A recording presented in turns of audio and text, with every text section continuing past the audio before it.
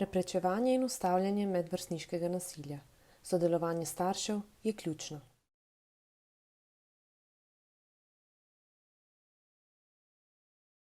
Najprej vprašajmo o tem, kaj se je zgodilo oziroma kaj se dogaja.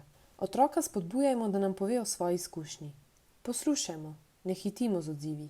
Otroku zagotovimo čustveno podporo, sprejmimo vsa otrokova čustva in jih ne vrednotimo. Otroku povemo, da je dobro, da nam je povedal o nasilju. Pojasnimo, da je normalno, da smo zaradi izkušenj nasilja v stiski, nas je strah, občutimo jezo, žalost in podobno. Rečemo lahko na primer: verjamem, da ti je bilo težko, tudi jaz bi se prestrašila, če bi se mi zgodilo kaj takega.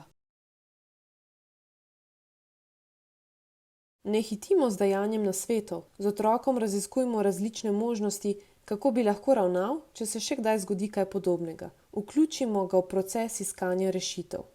Otroku povejmo, kako bomo ukrepali. Ukrepajmo po razmisleku. Povežimo se in sodelujmo s šolo. Šola in ne mi naj opravi pogovor z otrokom, ki je povzročil nasilje, in njegovimi starši. Če otrok zaradi posledic nasilja potrebuje strokovno, psihološko, psihoterapevtsko pomoč, mu jo zagotovimo. Otroka ne obremenimo s svojimi čustvi stisko. O svoji stiski govorimo z drugimi odraslimi.